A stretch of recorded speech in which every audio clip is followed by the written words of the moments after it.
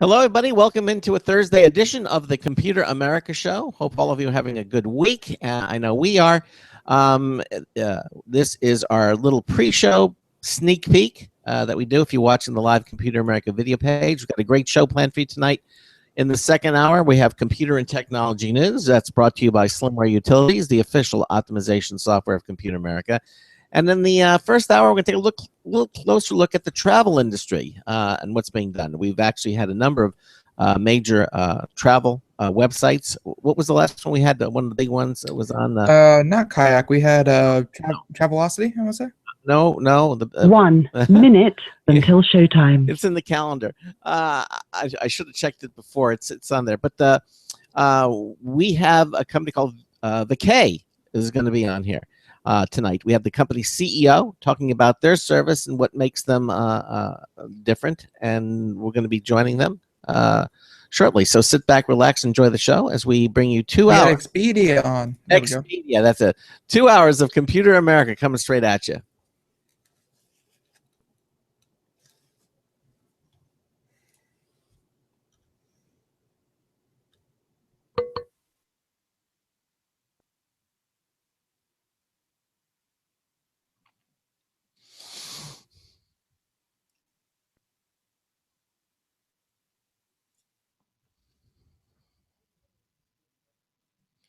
Ten seconds.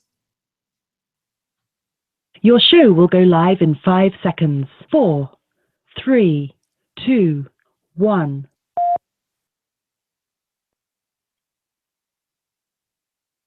Broadcasting live, it's America's longest-running national radio talk show on computers, Computer America, hosted by national columnist Craig Crossman. Look for Craig's weekly column in your favorite newspaper. This show is being beamed nationwide at ComputerAmerica.com. Keep it here for technology news, computer products, guest interviews, and your phone calls. You're listening to Computer America.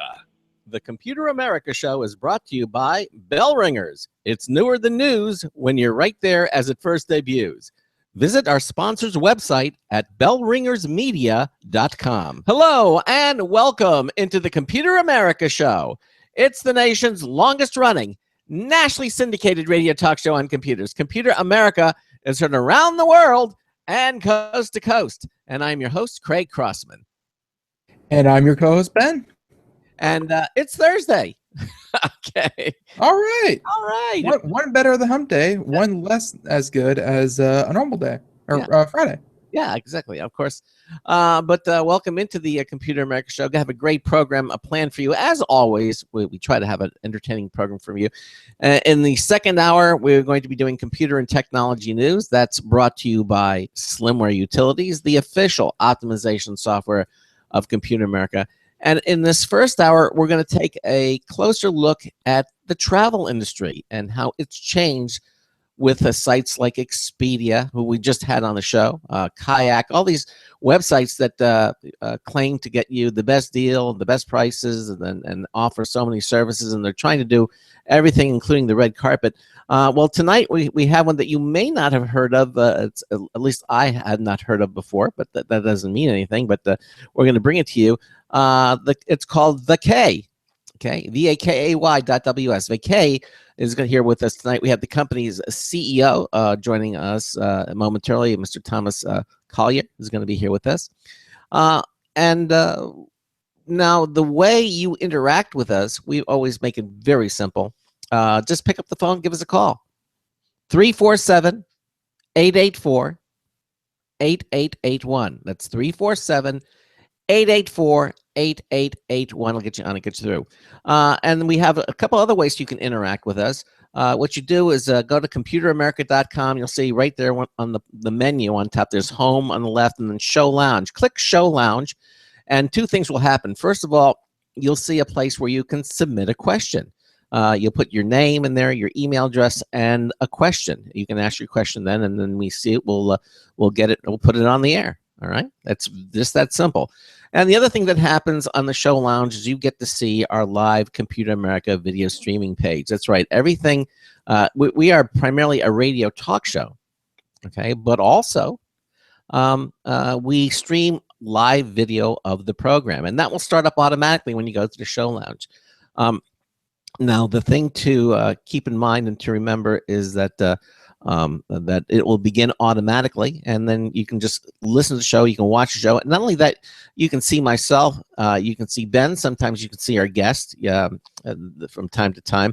But Ben also has the technology to demonstrate on his video portion the websites we're talking about, maybe videos, movies, everything, so you can actually watch what we're talking about. Just makes it easier. I mean, you can go to a link if you're in front of your computer, but just watching Ben, you can see everything as well. He'll take you to all the different relevant things. So that's for sure. Yeah, so that's basically how you communicate with us, and we'd love to hear from you. Again, 347-884-8881. Ben, anything else you want to mention before we get started tonight? No, just in the second hour, we're gonna have news, of course, and we have some really good news stories. I just want to get this one out there where we're gonna be talking about, there was a government building, I believe in DC, but I'm gonna have to double check where we'll make sure where, but, they recently had an explosion. Really? Which, oddly enough, they believe was a meth lab. Whoa. Okay. So, yeah, no, there's that one, a new Earth-like planet, all over the road, but I think it's gonna be a good segment. So stick around for that. If it's about a meth lab, obviously we are technology, and meth labs, I guess, is technology. It's science. Science, technology go hand in hand. Okay. Well, anyhow, we have all those available as well, and those stories are coming up in the second hour on our computer news portion. Okay, well, let's get our guest on the air. I mentioned the name of the website is Vakay, Vakay. I guess it's short for vacation, but they spell it with a K, vacation. And Vakay strives to give their customers the most affordable rates on the market and nothing less. Okay, with Vakay, it's not just about offering the best rates on airline tickets, cruises, hotels, car rentals, concert tickets, sports tickets, group travel, and vacation packages. No, you say it's according to them, it's about them establishing a connection, and you as the customer knowing that when you shop with Vakay, you will not be disappointed.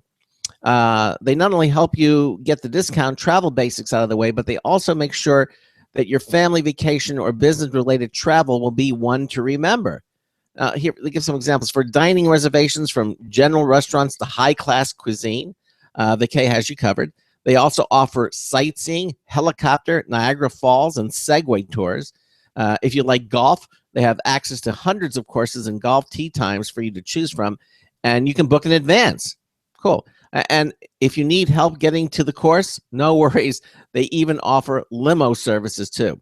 At Vakay, they have the best rates, according to them, guaranteed, and they back it up with some money. They say if you don't get the best rates, you get $50 toward your next purchase. Very interesting. Okay, and I'm very anxious to speak with this gentleman now. Joining us is Vakay's CEO, Thomas Collier II. Tom, welcome into Computer America. How are you, sir? I am okay. How are you, gentlemen, tonight? We're doing good. Yeah, we're doing good. So, well, that is. Go ahead. So tell us a little bit about Vakay. Why did you just? I mean, because all these big sites that they have, I mentioned a few of them. Why did you feel the need to start another one, a website that deals with travel? Well, honestly, as far as with Vakay, it's all about the all-in-one workstation. We're not just trying to address the hotels. We're not just trying to address the car rental. We're not just trying to address one aspect of your vacation. We're trying to address every aspect. We're trying to let you plan every part of your vacation so you don't have to worry about just sitting in a hotel room not doing anything. Because what's the good of a vacation if you just go somewhere and you're not on the scene, you're not doing anything? We provide all the ways for you to be able to do that and enjoy your vacation, and not only do that, but make memories in the process. Okay. Well, obviously, you certainly have a lot of different things associated with that. Do you have a window open? We're hearing it says it's got like a lot of street noise in the background, Tom. Oh no, I don't. I'm not next to a window. Okay. Well, all right. Now, do you mind if I ask a personal question? I mean, about what age group are you? How old are you? You sound very young. I am 27 years old. Okay, well, I said you sound very, very young. Okay, and so and you felt It's you know, and you know, we interview a lot of people, but 27 I think is the youngest we've had on the show in a long time. What, you know, what kind of drove you to, you know, enter such a crowded market space, you know, and say, you know what, as a young entrepreneur, this is what I want to get into? Like, has age kind of played into how you've, you know, worked on Vacay? Well, I can say it probably has in a way, because as far as with that, age brings enthusiasm. I was very enthusiastic about it. We actually were established on July 21st of 2014 and been going strong ever since then. But my whole thing was I used to actually work on a racing team. As far as drag racing with Harold Martin over at Martin Motorsports. So I got very close as far as to that whole process. And what happened with that was I just asked him one day as far as how much does it cost to run your operation? He told me, I won't disclose the information, but he did tell me it was around a few $1 million. And a good portion of that was spent on travel. And I was just looking at the whole industry in general, like travel is not getting any cheaper. I want to be a part of a solution for this problem as far as with that. So from there, I just went and started doing my research. We have a bunch of great partnerships as far as through Ticketmaster, Expedia, Hotels.com. We're not just working by ourselves. We have a lot of other people that are helping behind the scenes as well. And as far as with all that help, that's why we were able to get to the point we are at now with everything that we have on our website, be it the as I stated, the car rental, the airfare, the cruises, whatever you need, we have it on there. And we're going to continue to grow that and grow our relationships with our partners as well, so we can give our customers the best experience possible and keep making that experience even better as the years go on. But to answer your question, in a way, age did play a part into it. But as far as with that, when you go into business, you can't be scared. You got to go into business knowing what you want. And there's going to be some ups and downs, but you just have to keep moving, keep your head down, stay humble, and keep going. And as far as with that, that's what I actually did. Just kept going, kept it moving. And here I am today talking to you guys on one of the world's greatest radio stations. Thank you. Thank you. Thank you. So you didn't feel intimidated, you know, that these, Expedia and Orbitz and Booking.com, these are, and Kayak. I mean, these are really huge organizations. What led you to believe that, you know, that you could compete with large companies like that? Well, just passion and drive to do what I'm doing. As far as with this, everybody's always looking for the next best thing, per se, not to be cliche. But as far as with that, I'm not saying that we are the next best thing, but then again, we are, because we offer everything that these bigger companies offer, but we offer it at a lower price, if not $50 towards your next purchase. And we also offer everything that they don't offer, as far as the things that you can do while you're on your trip, as far as being able to book the dining reservations. I just don't feel that a lot of these sites that are out right now that are big name markets, they're kind of one track minded. We try to keep it as broad of a scope as possible, so we can make sure our customers have everything they need to make their travel experience the best it can be, especially as far as with people, as far as if you're going on a family vacation or a business vacations could be a deal breaker, a make or break a deal. So as far as with that, we also offer our golf tee tab, where we host golf courses throughout the nation, not only throughout the nation, but also in Canada, the Caribbean, Europe, Mexico, and North and South Africa. Wherever you're at, you can play golf if you like golf with us. Tom, what this makes me feel like is that you're not just a booking agency. I'm getting the feeling that Vacay is almost more like a concierge service. I mean, you when you need something, you go to the concierge to make arrangements for you. Is that what you're kind of aiming for? A more personalized concierge type of service with Vacay? Well, what we're aiming for is basically what the title states as far as all-in-one world station. We don't want our customers to have to go anywhere else Mhm. as far as with that. So in a way, yes, a concierge service, but we want our customers to be able to handle everything they have to handle on one site easily, Mhm. not have any problems, get it done, and also have confidence that they're getting the best prices possible as far as with anything that they're buying as far as that's travel related. Because we don't just offer the travel related stuff. We also do luggage delivery. We sell luggage too. We also Wow. sell travel insurance, and we also have a currency calculator or a currency calculator that actually converts, or currency converter, I'm sorry, that actually converts your money to whatever country you're going to. So as far as with that, we're growing, and we're going to keep adding whatever we need to add to make our experience the best experience on the market, because I feel like as far as with bigger companies, it kind of gets saturated a little bit as far as, the customer has to come first. That's been my goal. That's always going to be my goal, no matter if it's 20 years down the line, when I'm 47, or right now when I'm 27. I want the customers to have the best experience they possibly can on my website, and that's how it's going to be. Well, it's a laudable ambition. Yeah, it's a great goal, and and I was gonna say, it's like we've had Orbitz, Expedia, Kayak, like we've had them on the show, and I don't want to say that they've gotten too far where they don't care about the customer, because they very clearly do. It's just they deal with such a high volume that everything is they deal with so many people that everything's automated. Like there's no personal touch, because when you have a million people using your site, you can't have a million people on standby, to deal with all these bookings and kind of things. At this point, is Vacay all done personally, or are you can someone pick up a phone and call someone to do to help with all this?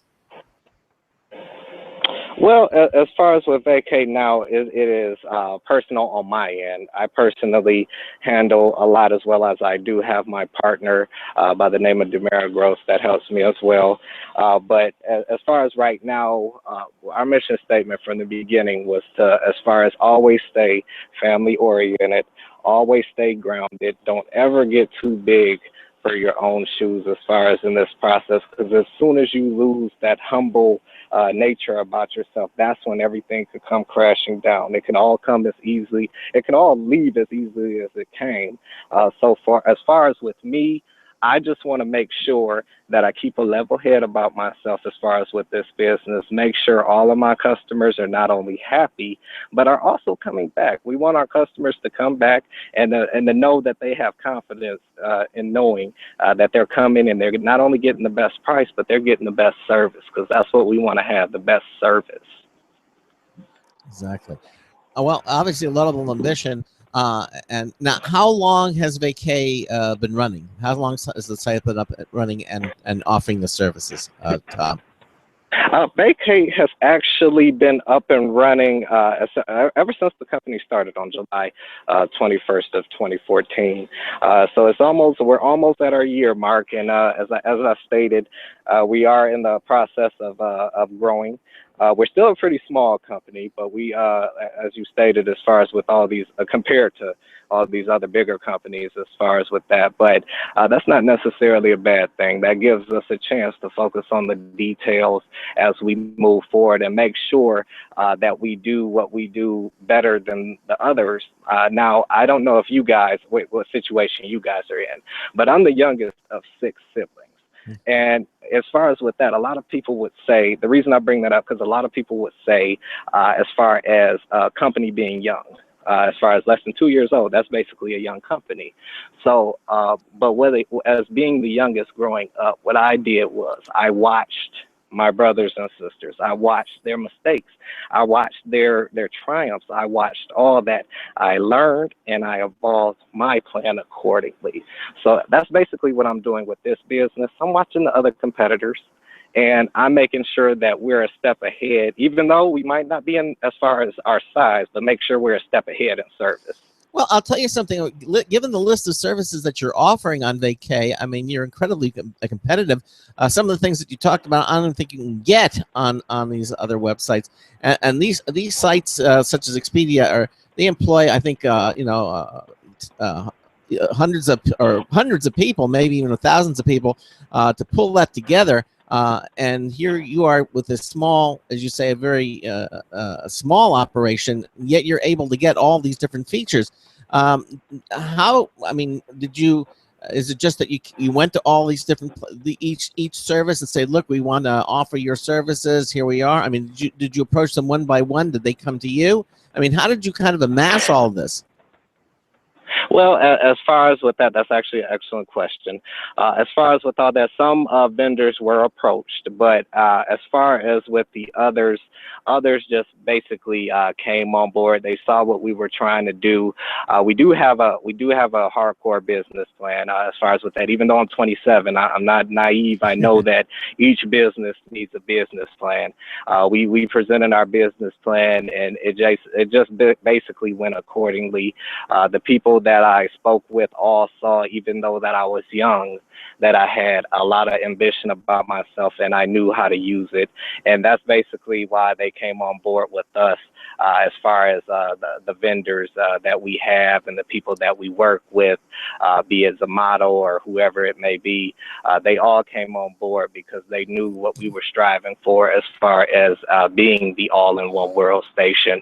That didn't just come up. That's what we want to be as far as with this website. We want to be everything you need.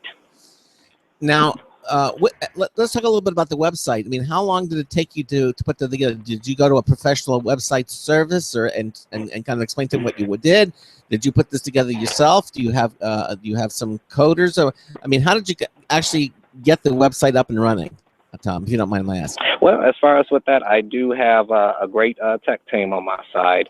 The head of my tech team, her name is Robin. She's been very excellent. They actually got the site up and running within a few days of a few days before the business was started, because as soon as the business was started, I wanted the website to be live. So that's why I say July 21st is when it was official. As far as with that, the logo came like a day or two after that. Mm-hmm. And then that's basically how that happened. I'm not really a tech savvy guy to that point. That's okay. I can't build a website. But as far as getting our people the best deals on anything that's travel related, as far as with that's my job. As far as with my tech team, they handle that and they do an excellent job. Tom, I can't tell you the amount of CEOs that we've interviewed over the years that are not technicians, and they don't have to be. I mean, some are, some start to, but so many more are not. But they have the wherewithal to put together. You're the chief executive officer. You're the guy who puts this all together, puts all the elements together to come up with the idea. So obviously that's what you're doing, right? And you're obviously doing it extremely well. So and you mentioned July 21st. Well, it's the 23rd. So actually, you're a year and 2 days now. So. Yeah, I mean, time flies. I actually didn't really realize. Actually, my partner was like, "Oh, we had our year anniversary." I'm just going like, "Oh, okay," and I'm just trying to on to the next thing, just trying to grow this business as big as I can. But yeah, we just hit our year mark a couple of days ago. Right. It's been an incredible year, but we're looking forward to years of growth after this. That's what we're focused on. This growth. Now, Tom, you have all these different services that you're promoting and people can take advantage of, and that's wonderful. But some will also say, well, it's still all about the money, and people are going to say, does Vakay have the best rates? I mean, in your opinion, where do you stand now as far as rates compared to some of the other travel websites that are out there? We're the best, point blank, period. as far as with that. And as I stated, we are powered by Ticketmaster. But as far as with all of our prices, with everything, if it's not the lowest price, it'll be the lowest price, the price that you'll see on the other website. As far as just being at an even keel with it, we're always going to have the lowest price. I'm 1,000% confident in that. That's why we offer our $50 guarantee for your next booking, because that's how confident we are in our services and what we do. So how can someone prove that to you? They get a printout of another website. Hey, look, this travel package is $150, and that was lower than yours. You were $155 or something. I mean, what do you need a printout? I mean, how does someone convince you that they had a lower price? Well, as far as with that, we do live in an age as far as it's digital, so we have email. They can actually email it to me at info@Vakay.ws. Once they do that, whatever next booking they have, there will be a $50 credit towards that booking. All right, very good, very good. Have you had many of those, or how are you doing? Well, no, actually, we haven't had any. That's how I know we have the best prices. Wow. Okay. Kind of speaks for itself. I would think so. Exactly. So again, you're up, you're running, and you're dealing with this, and you're using Ticketmaster as the people who do the actual that show the different schedules on your website. I mean, how do you handle that? Where do the schedules come from for airlines? Oh, well, actually, the schedules are actually, as I stated before, we do work with various different types of these big companies. As I stated, you go on our website, look on the left side going down, you'll see hotels.com, also Expedia. We're not by ourselves in this. Even though those companies are bigger than us, they also help us as well. And as far as with that, the reason that they're on there is because we want to make sure, we want to make sure our customers have the best prices possible. It's not taking I don't want to say necessarily taking the flow approach off Progressive, but if we don't have the best price, we want you to get the best price, and that's how that is. Now, Ticketmaster, what they do, they actually provide all of the, it's basically the mainframe of the website. They provide all of the deals and as far as the reviews, as far as with that. And that's how they power us. They don't necessarily power everything because of course Ticketmaster doesn't sell luggage or anything like that. But as far as with the things that are travel related, they do actually power that on our website. Now, but from what I'm getting from you, you're not necessarily an aggregator of different services. You still are your own service. Like for example, Kayak, I think. When you use Kayak, it actually goes out to all the different things and does the comparisons. But you're actually looking at the actual websites. You'll see Delta's prices. You'll see United prices. You'll see all that. You'll see, but they're more of an aggregator as opposed to the actual things. But right. But you are or you are not doing that, or you're doing a combination of those things. We're doing a combination. At the end of the day, we do have our own as far as that we do. But as far as with the other, as I stated, if you find a better price, we will credit you that money. But as far as with that, we are our own company. But it's a mixture of both. If you happen to come across a better deal at hotels.com, well, all the better for it. We want you to get the best price no matter what. If it's with us, or if it's with Expedia, or if it's with hotels.com, it doesn't matter. We just want to make sure our customers are in the best position possible to not just have cheap travel, because I don't like using the word cheap. I like affordable. Affordable travel. You're still getting that great place you want to go, those great places in that place you want to go, but you're getting it at an affordable rate, and you don't have to worry about breaking the bank. You can use some of that extra money for when you get there. Yeah, my wife is the same way. She doesn't like the word cheap because cheap conveys an undertone of not of poor quality. Quality can suffer as long as you get the cheap, but that's not what you want. But that's not what you want, exactly. And so you're less expensive, or you're the best deal. Right. Exactly. Okay. That certainly seems to be the situation. I've looked around at some of the screens. Of course, you can see the screens now, and Ben is in his background. You can see some of the different screens at Vakay.ws. It's an interesting logo. How long did it take you to come up with that?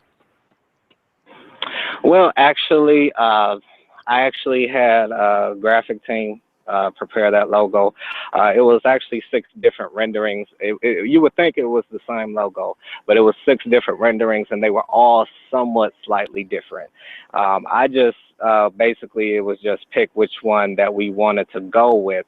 And I just felt that that logo just basically entailed us the most, especially with the symbol, with the airplane inside of it, and the colors. I like how the colors just pop out at you.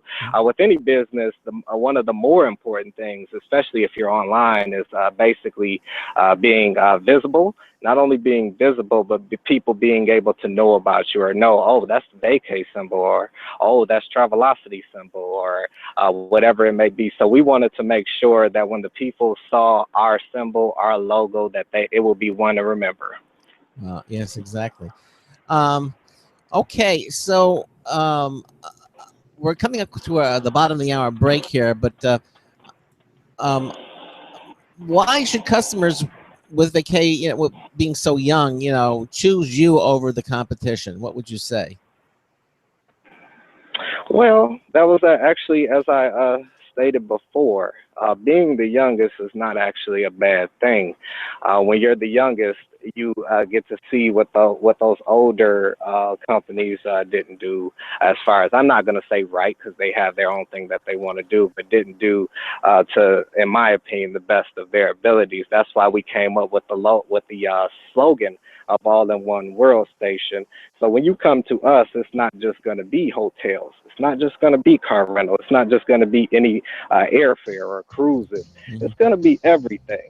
Okay. You're going to get everything, and you're going to get the best price at everything. All right, Tom, we're at the bottom of the hour. We're taking a little break, and then we'll continue on. You're listening to the Computer America Show. Ben and I are talking to Thomas Collier.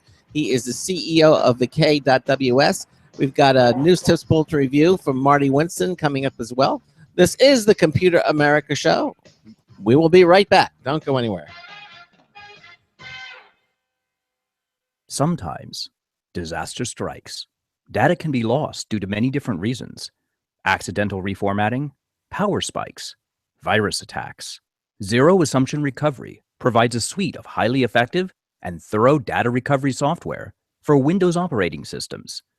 ZA is suitable for home users and small businesses who need a powerful data recovery solution for Windows and Linux file systems. Go to z-a-recovery.com. Sometimes disaster strikes. Data can be lost due to many different reasons: accidental reformatting, power spikes, virus attacks. Zero Assumption Recovery provides a suite of highly effective and thorough data recovery software for Windows operating systems.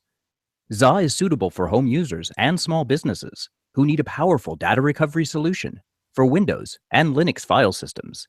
Go to z-a-recovery.com.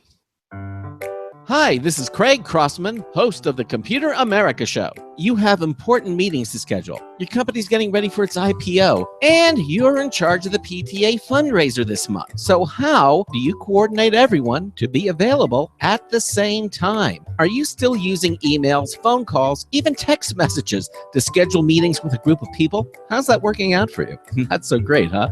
It's a fact that every day, millions of people suffer from scheduling headaches. Well, with Doodle, scheduling meetings with a group of people is quick and easy. With Doodle, you can easily propose available times to each member. Each one checks off the times that they are available, and then you simply pick the time that works best for the group, all in an easy-to-read display that integrates with your existing calendar. Nothing could be more simple. Give Doodle a try for free, and like millions of Doodle users, you'll truly see how easy it is to find the perfect date and time for all your meetings. That's www.doodle.com.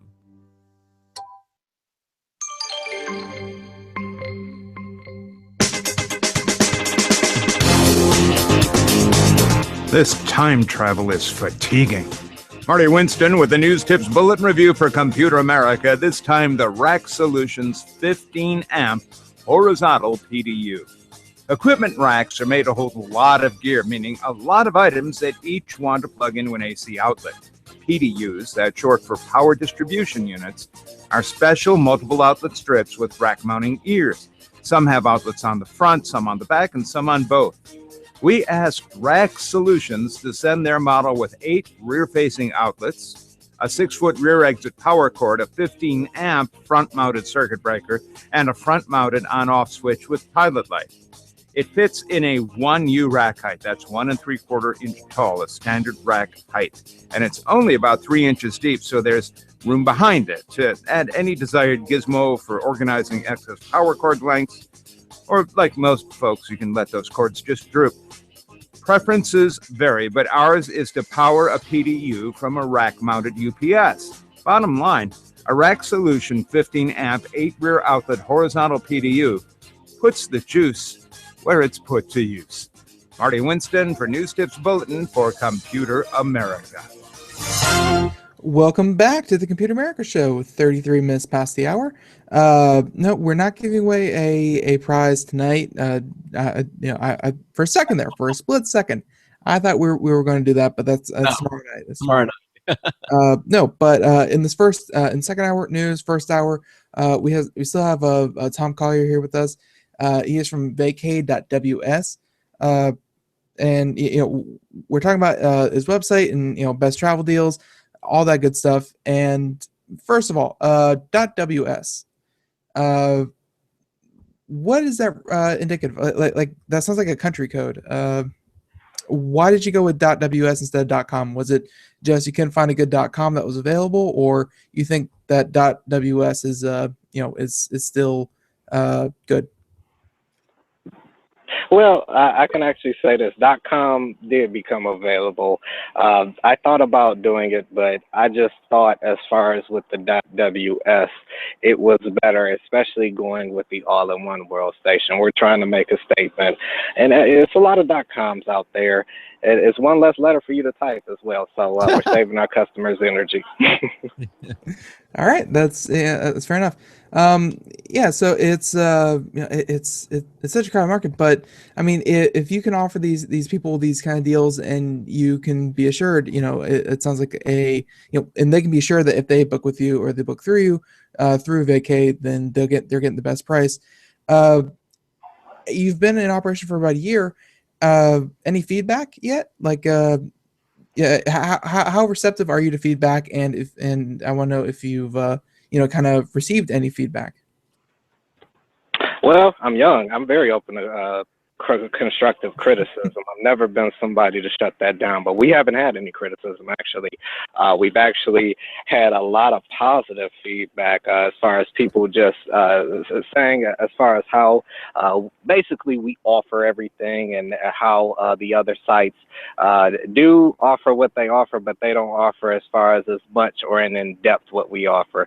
I haven't gotten any negative feedback as of yet, but if I were to get any negative feedback, I definitely would take it with a grain of salt and basically address it, because I want to make sure, as far as I say, you can't make everybody happy, but I want to make sure 99.9% of my customers are happy, and 100 if I can. Perfect. Yeah, we'll be sure to drop some negative feedback to your site. No, I'm kidding. No, and also notice here that you have a mobile site, which is great, because I'm finding more and more myself that I'm surfing the web on my phone, and it was the mobile site a priority, because I just recently went traveling, and I never pulled out my laptop to check everything. I just whipped out my phone, and I found myself going through all my tickets and booking through my phone. So what was the mobile site important to you? Yes, the mobile site is very important to me, especially with this past year. Google actually changed their rules. You would get penalized if you didn't have a mobile site, but we've had it since we've came online. The mobile site is very important. We're actually also working on attaining an app, but right now it's the mobile site. You can go on Vakay.ws. It's right at the top left corner, and you can go as far as if you're on your phone, just click on that, and it'll take you through the exact same process you would go through if you were on the computer. Actually, to me, it's a little easier on the mobile app or the mobile part of it as well, because it's just straightforward. So as far as with that, we are working on the app, but right now we have the mobile friendly version, which is on Vakay.ws, top left corner. Right.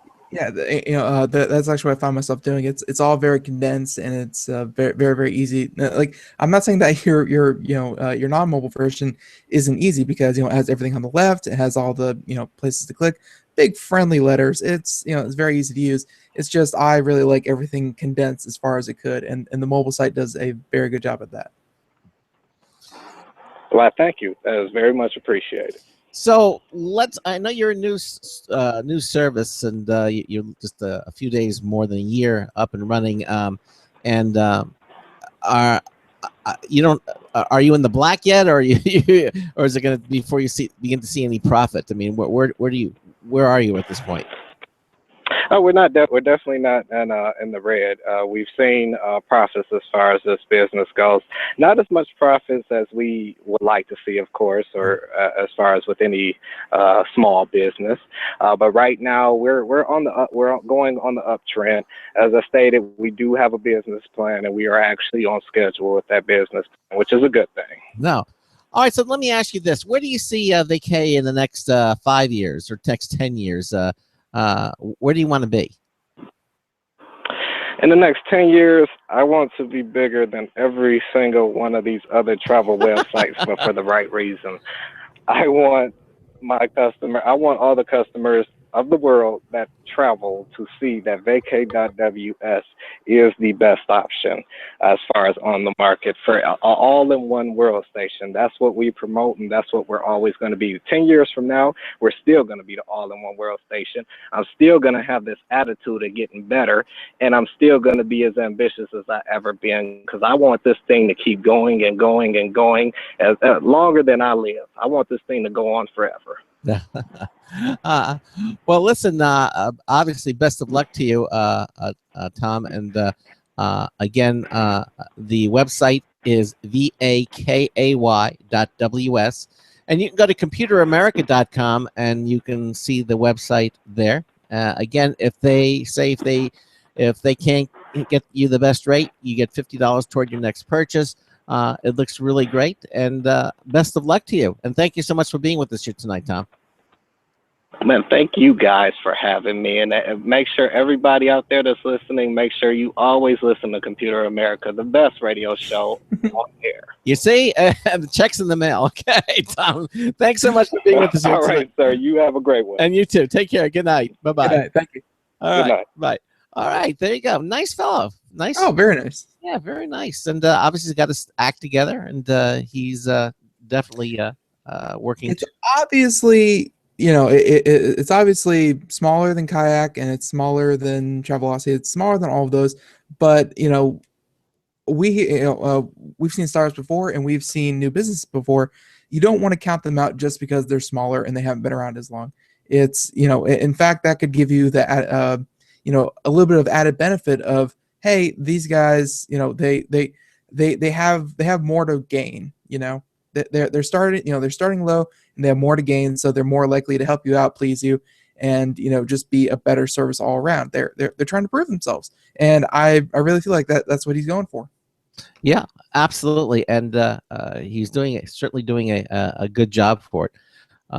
He's got some competition ahead, but he's in business now for just a couple of days over a year, and going strong. So we wish him the best of luck. And if you're making travels arrangements, check them out at Vakay.ws. I think that you might be pleasantly surprised. Yep. Okay. All right. That said, we got about 20 more minutes, and we have some time, I think, to do some get the computer news started. Again, let me just mention, if you head over to computeramerica.com, our website, you can see all the great things that we're doing. Tomorrow night, we're going to be let me just mention our contest, because the contest ends every Friday and then starts up again. But go to computeramerica.com, go to the interact menu, and the first thing is the social media contest. Select that, and you'll see all the different social media places that we participate with here on Computer America. Register at each one. like the facebook.com/Computer America. Just like the page. You only have to do it one time, and that's it. And you have an entry every week into our contest every week. If you go to YouTube and you subscribe to our YouTube channel just once, then you have 2 entries every single week into our contest. Twitter, again, that just register there. You'll have 3 entries and so on. So the more the social media places that we participate with, you get that many more chances every single week to win the great prize. Right now, our prize from Logitech is the MX2, the Anywhere MX2 wireless mouse. It's brand spanking new, beautiful mouse, valued at $80. It's got some features that I have seen on no other mouse. It's got you can support multiple devices with a little button on the bottom. Bluetooth. It's got its own the sensor. It uses their dark field technology, so it works on shiny surfaces, even glass. It's an amazing mouse. It's left and right-handed. It's one mouse for both left and right-handed users. It got that scroll wheel on it. It's loaded with features. Again, $80, and we give one of those away every single Friday. But you can't do it unless you enter our social media, just by participating in our social media events. So that's how you enter it. And then tomorrow night we'll be calling off a winner. Could be you. They still have time. Head over to computeramerica.com, go to our social media contest page, and check out everything that we have to offer here at computeramerica.com. Okay, I think that said, let's get some computer news started. All right. All right, let's do it.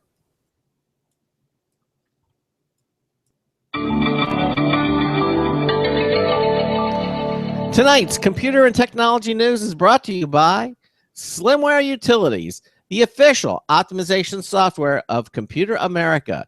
You can visit them at slimwareutilities.com to clean, speed up, and optimize your Windows system for free.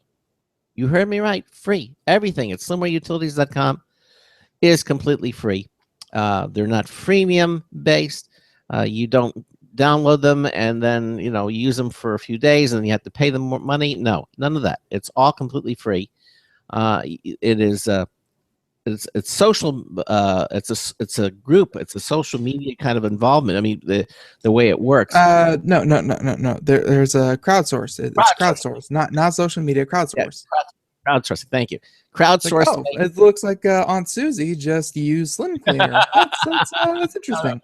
It's crowdsource based, and with experts. It's just a wonderful product. It works in the background in many cases. Download them all. Why not? They're free, and use them.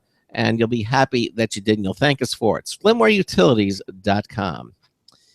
And in this very first news story, this is from Maximum PC, Kevin Parrish. We talked about the NVIDIA Shield? Okay. Yeah. The NVIDIA Shield Portable now is just getting a lollipop update. That's right. Huh. Mm-hmm. Now it comes with candy. Yes. Well, that's one way to market. Yeah, exactly. It's a Tootsie Roll kind with a little chewy center. Oh, yeah. Yeah.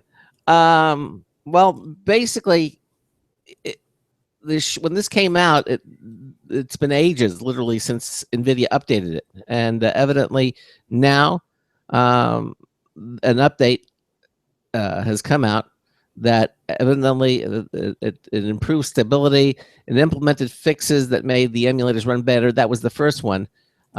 This latest platform release, which is upgrade 103, launched today.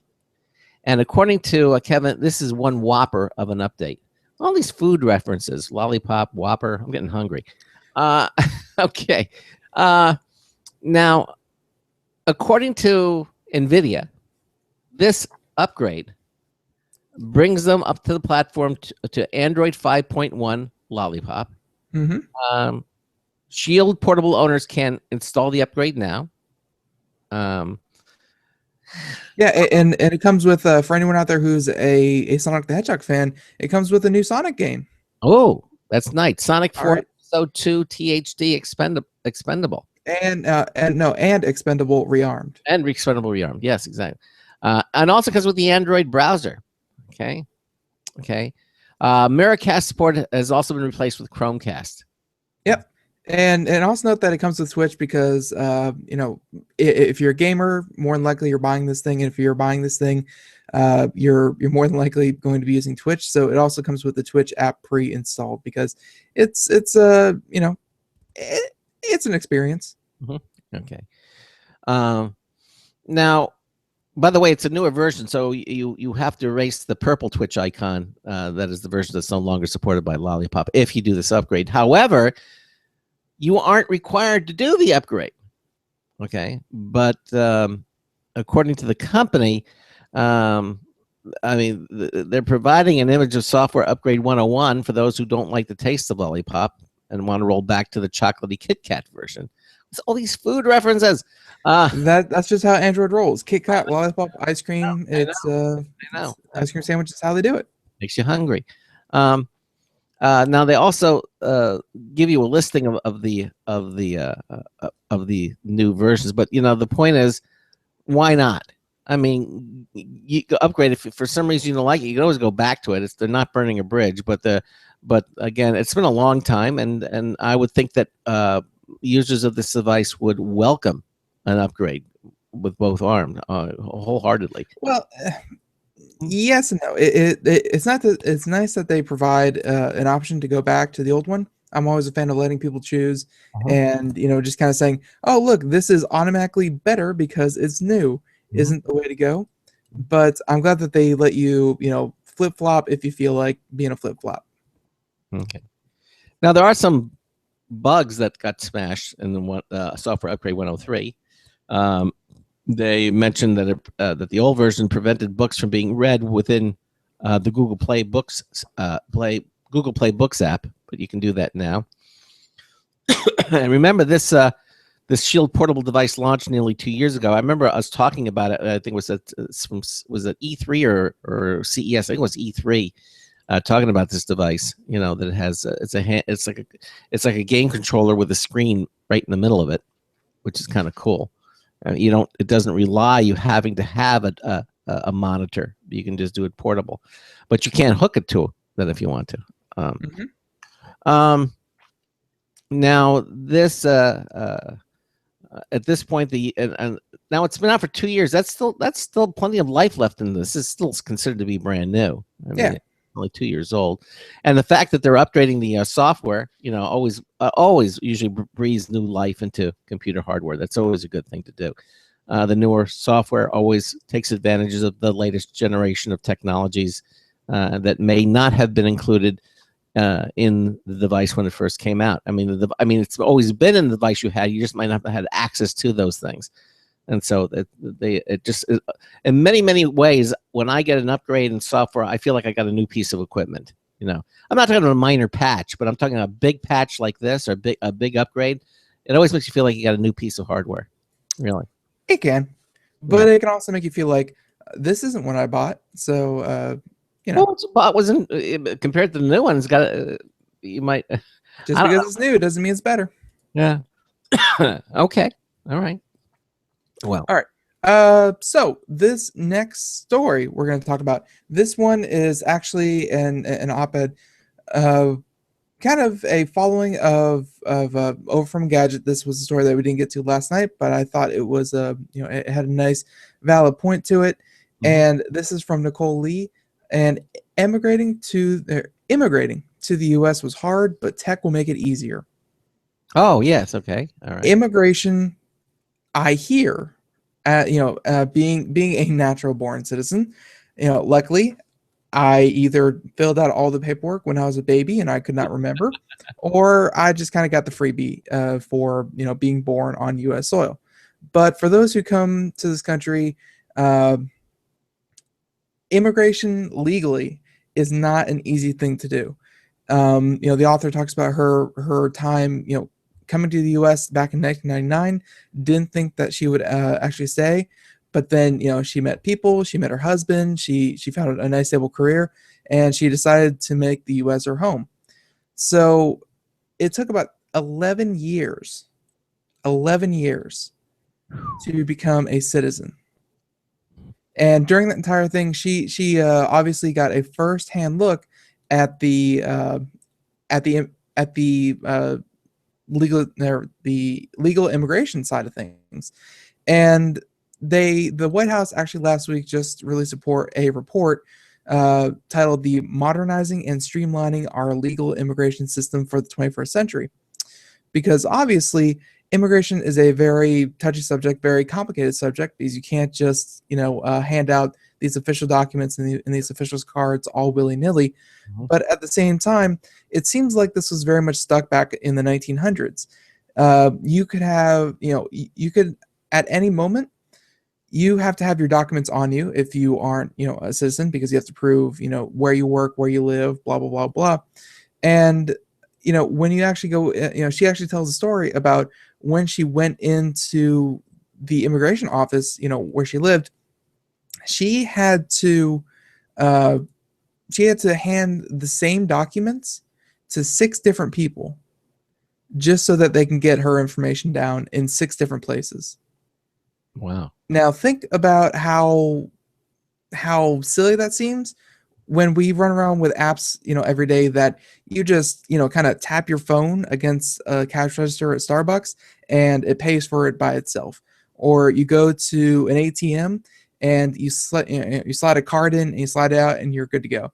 I mean, there are things that have happened in the past 10 years alone, and that's besides talking about the last 15 years, that the immigration office obviously is not doing yet, which they fully should. So, this whole article that you should definitely go read is her journey, to becoming a citizen and seeing, seeing it firsthand over at Engadget. But it just kind of, it was kind of a wake up call to me, because I will obviously never have to deal with these kinds of troubles and trials. But at the same time, wouldn't you think it would be easier to, get all of your relevant documents digitized and accessible from anywhere? Yeah, and put it in your smartphone. It would be so easy. But I mean, there are even commenters on the story saying that they have spouses that actually came over from Italy, from Germany, from France, blah blah blah, and they come from all over the world, and they're spouses, but they can't work in the U.S. legally. Like they have a husband or a wife, here in the U.S. that are citizens, but due to all the hoops and the rings that you have to jump through, they can't work because these documents they're so it takes such a long time for them to go through their process. The government always seems to be. I mean, speaking just from personal experience, when you deal with Social Security, and you or Medicare, Mm-hmm. you would think that you could do everything online. Well, guess what? Well, that's what you're used to nowadays. You can't. You can't. I want to pay my a Medicare bill, on a monthly basis. I can't do it online. They don't have a website set up where I can go give them my credit card like I can do in every other place that I give them my credit card and boom. No, you can't. See, what you have to do is you have to call the operator and say, please connect me with the Social Security offices and blah, blah, blah. You have to set up. That was a joke. Yeah, no, yeah. You have to set up an account, and it's really, really archaic the way they make you go through it. And heaven help you if you miss something, or something gets crossed in the mail. It's another. That's a whole other story. But you cannot pay your Medicare. You can't pay it online like you can just about anything else that I can think of. Yeah. So. And and the author kind of says that there are U.S. consulates all over the world that you go in and you apply for a visa to come to the U.S. And she says that there are some of the larger ones, they're working on electronic systems that she's hoping gone are the days soon, if not in the couple months, but a couple years, because these things obviously don't happen overnight. But soon, hopefully, you won't have to fill out forms in triplicate, keep all your documents handy, show them to 6 different people running around in circles and then getting it wrong and then having to, potentially even be deported because someone mischecked a box on a piece of paper. I mean, like if there was any service that could potentially benefit from electronic documents, Yeah, it would be something as important as, citizenship. It doesn't just help the person, because then they would have everything that they need, and you can't, lose it in a house fire. You can't get it stolen, blah, blah, blah. Right. It's in the cloud. Yeah, exactly. Yeah, but you have it all the time. But they keep the one foot, entrenched in, you have to have physical documents. I mean, my gosh. I mean, can you imagine doing banking in the old fashioned way? I mean, it's just like, I don't think anyone really wants, immigration to just be an open door, just say, come on in, come in, blah, blah. But there's a point where not letting everyone in, and not letting in the right people or enough people, because you take 10 years to get people through the door. It's ridiculous. It is ridiculous. It's redunculous. So again, go check out the article from Engadget. It was very enlightening, very good read, and it was. That was one of the stories. That was one of the stories from yesterday that we didn't get to do. Okay, all right. We've got another full hour of computer technology news coming at you here. We're going to talk Netflix is in the news again. They've got their new TV interface. We're going to be talking about a pro video gaming league. They want to drug test competitors. Okay, these are some of the stories. The most Earth-like alien world yet to be found has been recently discovered, and Twitch begins phasing out Flash Player for HTML5. Yay! This is all coming up here on Computer America. Stay with us. $250,000. That's how much it costs today to accomplish even a modest nationwide launch for a new product or new service. The people you work with who handle those activities can tell you how much they hate that. And you can tell them about how to get a much bigger bang for far fewer bucks, at least for unannounced new products or new services that debut on or after August 31st. Get them to take a look at bellringersmedia.com. That's BELLRINGERSMEDIA.com. It starts with a long segment on a nationwide radio show that more than 50 million people can hear. And on that same day, PressWire releases to traditional and online and social media, full coverage on Slash Gear, and more. The Monday through Friday show only takes products nobody's heard about before, so it's always newer than news. Get your guys to take a look at bellringersmedia.com and help them quell the pain of that $250,000 budget drain, but they need to hurry. September segments are booking now.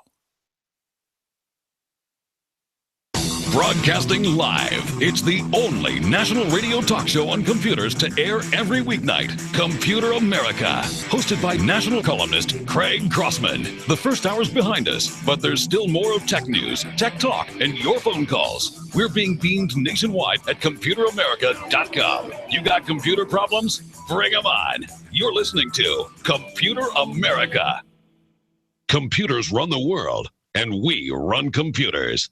Call us or send us an email to live@computeramerica.com. Hello and welcome into hour 2 of the nation's longest running, nationally syndicated radio talk show on computers. This is the Computer America Show, and I'm your host, Craig Crossman. And I'm your co-host, Ben. And we're just getting started with our computer and technology news, brought to you by Slimware Utilities, the official optimization software of Computer America. Just again, for those of you just joining us, we are doing computer news. However, we do like to hear from you. You can still reach us at 347-884-8881. That's 347-884-8881.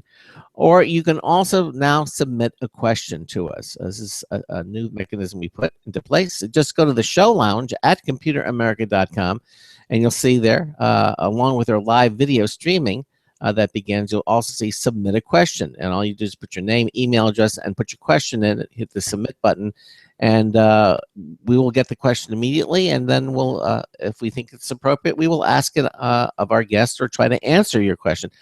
In this hour, we usually do tech support questions. So if you have something like that, we will certainly try to help you. That's what we do here at Computer America. We try to help you, our listeners. Something's not working, you're thinking about upgrading, your computer is running slower, whatever it might be, we're here to help you. So again, the easiest way is just give us a call, 347-884-8881. All right. But anyway, Ben and I are continuing to do computer and technology news, brought to you by Slimware Utilities. And this next story, again, this is from Maximum PC's Paul Lilly. Twitch has begun to phase out the Adobe Flash Player, and because of HTML5, and I've been saying this now for as long as I can. I mean, HTML5 really can do anything that Flash does. It can do anything that Java does, and they're not add-ons. It's built into your browser, your modern browser. HTML5 can do all of those things. So why slap on other add-ons when you don't have to? And evidently Twitch is of that same mindset, because they're phasing it out, and then you will have to use a modern browser to access Twitch. But I mean, who's using old browsers these are? Why would you want to do that? I don't understand. You would be surprised how many people get a computer and they never go looking for a new browser. They take whatever is given to them and they say, "Oh, that's good enough. I'm sure that's plenty." But they don't know the joy of using Safari on the desktop. They don't know the joy of using Mozilla. They don't know the joy of using Chrome or Opera or any of those. They just stick with what they get. Well, of course, now when you have with Windows 10 and you get yourself a new computer, well, guess what? You're going to have a modern browser. You're going to have Microsoft Edge will be on there. So this eventually. But that doesn't help legacy people. Yeah, but legacy people, yeah. I mean, if you're using an old, non-modern browser, you really should. Let's look at the latest browser market shares for 2015. Let's pull out some information. Let's see. Okay. Okay, well, just pull up this website right here.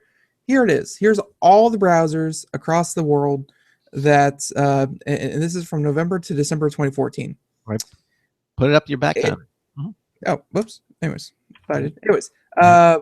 browser, Internet Explorer, all has about a 22% hold. And that includes Internet Explorer 11, 10, and 9. And these are the older, these are the archaic ones. Internet Explorer 6, 7, and 8. Those are the ones that you're like, why, who's using these? About 6% of people. 6%. About 6% of people. Again, that's from 3.63% to 5.85%.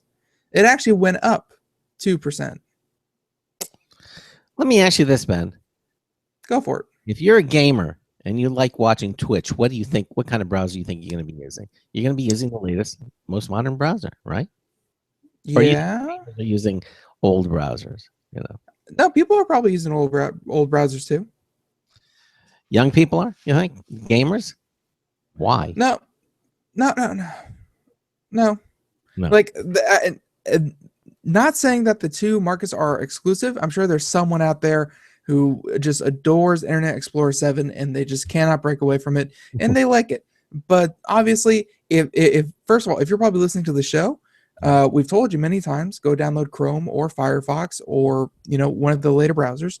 If you're listening to the show, you're probably tech savvy enough to know not to use old browsers, just for the simple fact that there are security flaws, just for the simple fact that websites will not load properly, just for the simple fact that it will not support HTML5.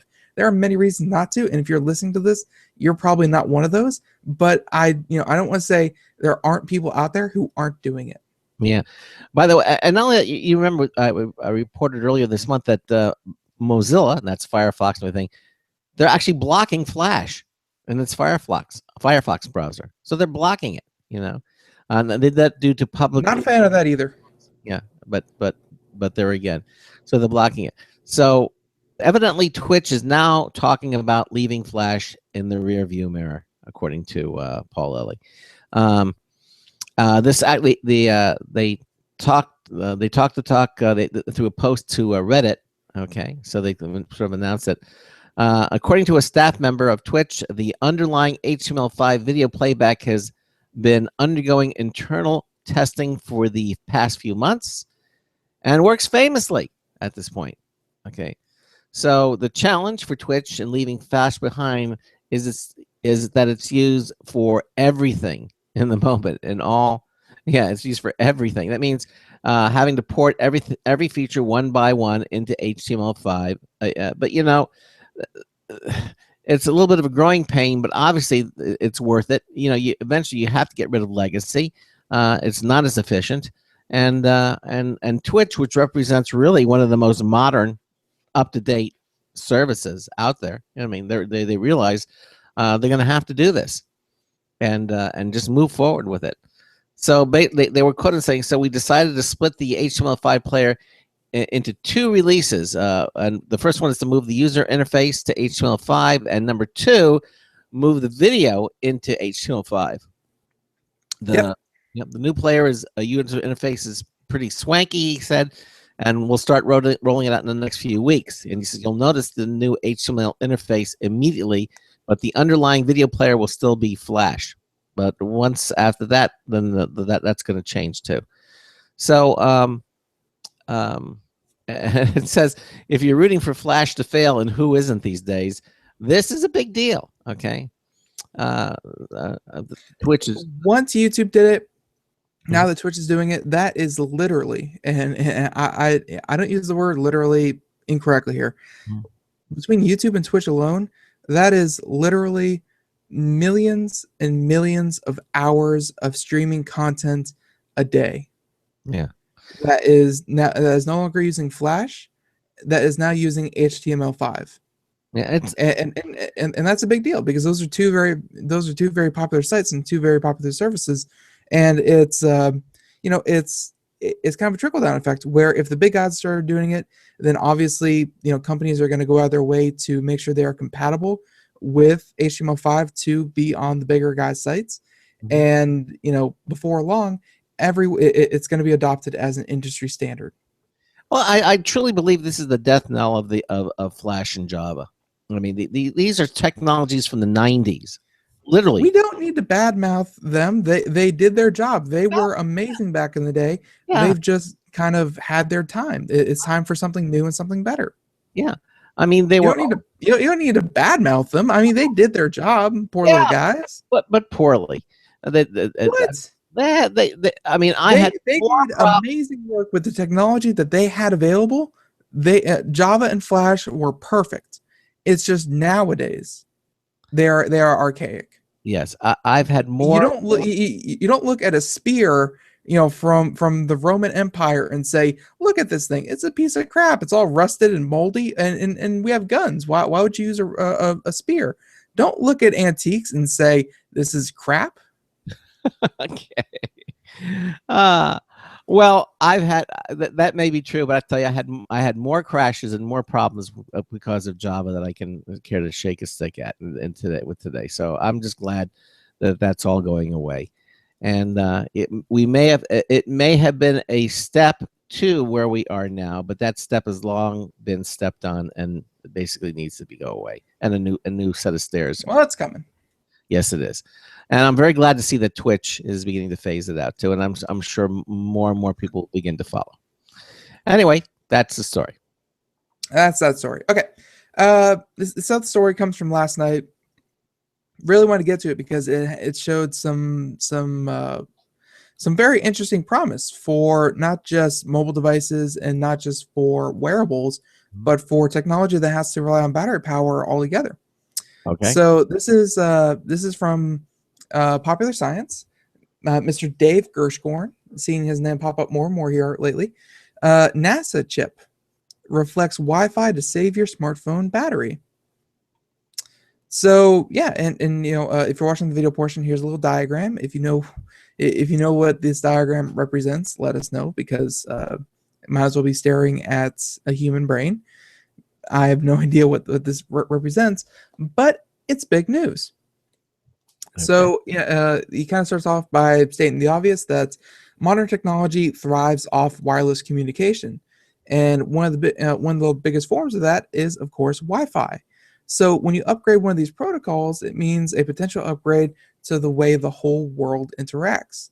So thanks to NASA's Jet Propulsion Lab, Adrian Tang, and a UCLA professor, MC Frank Chang, they developed a Wi-Fi chip for use in mobile electronics that uses 100 times less power than traditional receivers. That's amazing.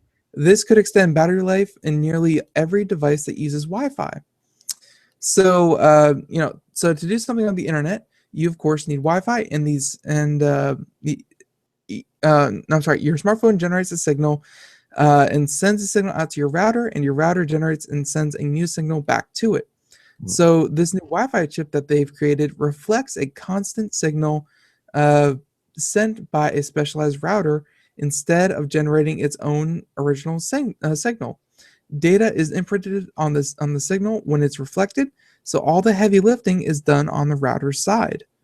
So because you're only imprinting on a Wi-Fi signal, you're not generating it, you don't need power. Hmm. I don't know what that means, but it sounds like it should make sense. Okay. So, so low energy doesn't mean slow either. They said that they've reached speeds of up to 330 megabits per second when transferring files using this technique. Which, by the way, outpaces a majority of consumer Wi-Fi routers. Really, only the latest ones with AC that are gigabit compatible. They, they're pretty good. But for most BGN, 330 megabits, puts those to shame. It's they're comparing to 40 megabytes per second, not megabit. 40 megabytes per second.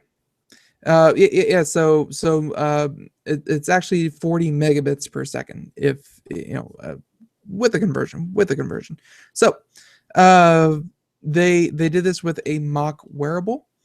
So they have another quote here from Mr. Tang. When you send a signal to the room, the whole room reflects it back to you. So you need to figure out what's coming from the wearable and what's coming from the background and get rid of the background. So this is the difficulty that they have when they isolate the specific signal that is reflected back, because the initial signal is also being reflected by every surface in the room. Mm-hmm. So that's where you have to focus in on the router's hardware side and really have it pick apart the signal.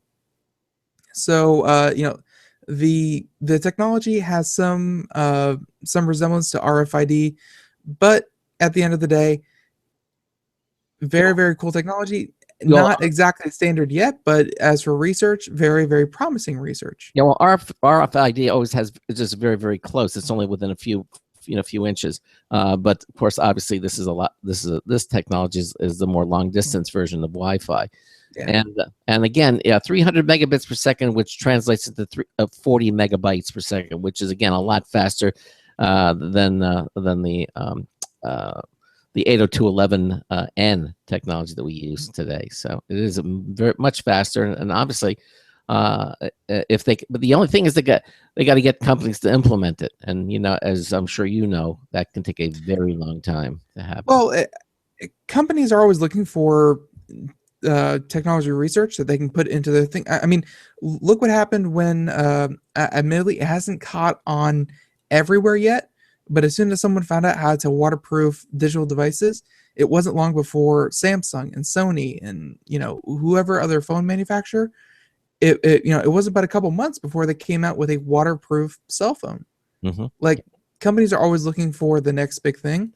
Yeah. And if this could easily be implemented into cell phones and wearables, I think even Apple would be excited about this if they could, turn a battery, and again, I don't want to say this increases battery life by 100%, or I'm sorry, 100 times existing battery technology. This is energy saving within this one small part, which is the Wi-Fi signal, receiving and interpreting. So it may turn like a battery signal from 6 hours to 6.5 to 7 hours, but still that's that's nice research. Well, that's one of the things they do, is that they want to extend your battery life and you're not using it. They always say turn off your Wi-Fi or turn off your Bluetooth, because they're constantly on their radio. They're eating up power. If you need to conserve power, turn off your Bluetooth or turn off your Wi-Fi if you're not using it. And so this kind of technology would kind of take the energy of the constant Wi-Fi signal sending, and it would negate that. So then your battery would be saved just that much more. Yes, it would be. Okay. All right. We continue doing computer technology news, brought to you by Slimware Utilities. This Tech Hive article is interesting. It's written by Jared Newman. Netflix, they've got a new TV interface. That's right. But he's saying it sounds kind of iffy. He says selecting a movie or TV show will now automatically begin playback while menu options linger on the screen for a few seconds. I've seen this, and Really? I've used it. It takes some getting used to. I don't know if I like it. I haven't seen that yet. Yeah. But Netflix is rolling out this new feature for its TV applications. When users select a video from Netflix's main menu screen, playback will begin or resume automatically after a few seconds. You just have to select the image. Before, when you selected the image, it would take you to another page or a descriptor page, and then it would start. No more. Now you just click on it and it goes.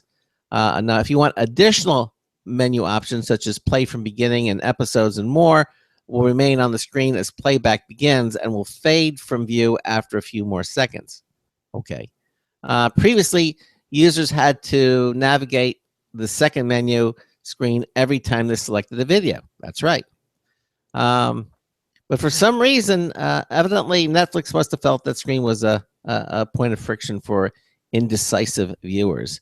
So before you click on it, and you could read the description of what the movie was about. Now, when you click on it, it goes. I hate that because, like, I'll see videos that are recommended and that kind of thing. Yeah. And I like to read like the reviews. I like to read about it, and like at the very top of Netflix when you first and by the way, I don't mind getting into these specifics of Netflix because at this point, who isn't using Netflix? Yeah. But at the very top, you get like 3 or 4 things that are new, that are recommended, blah, blah, blah.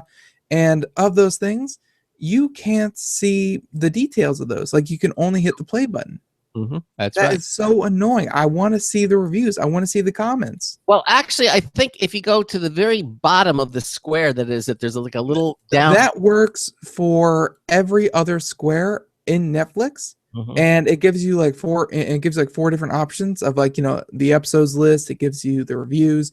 It gives you, the details, gives you all that. Like you can do that with every other square in Netflix, but at the very top where it has the promoted ones, Yeah, right. those you can't do it with.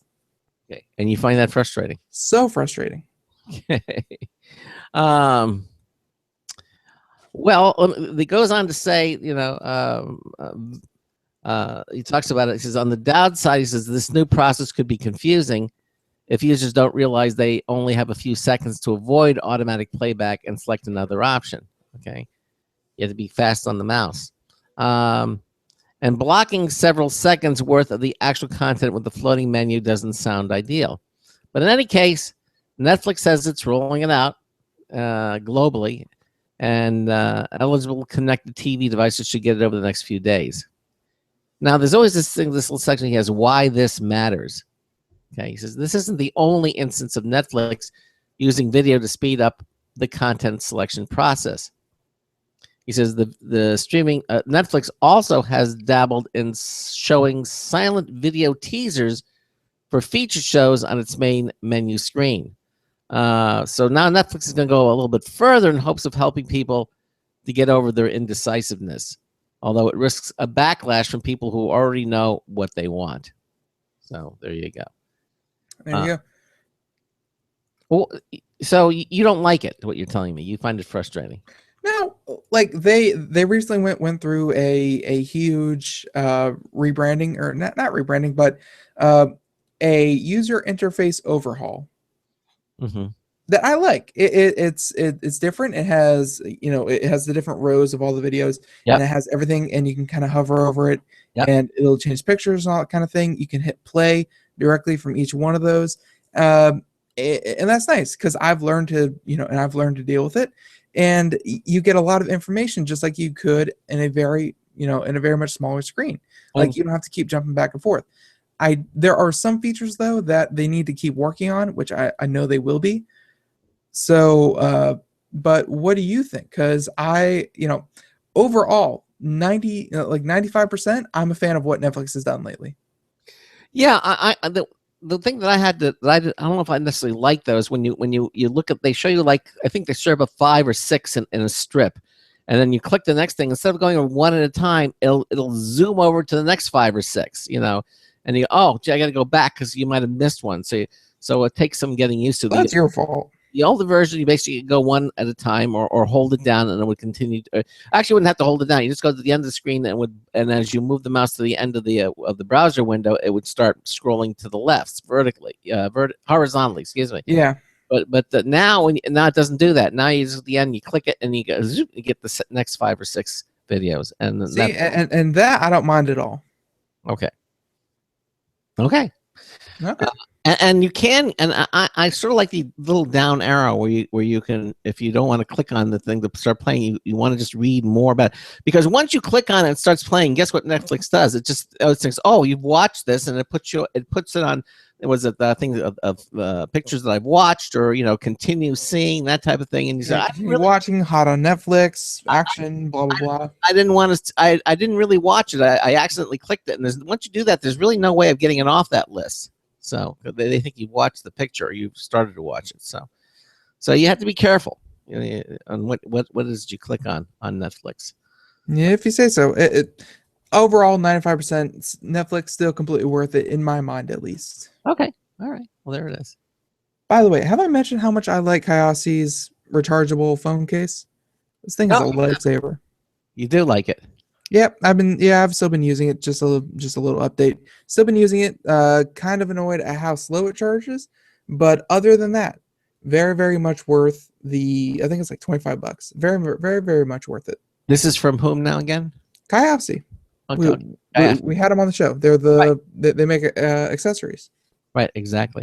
And what was the other one? The accessory you have, the wireless Bluetooth speaker that's the size. Yes, that was from Audible. I want to say.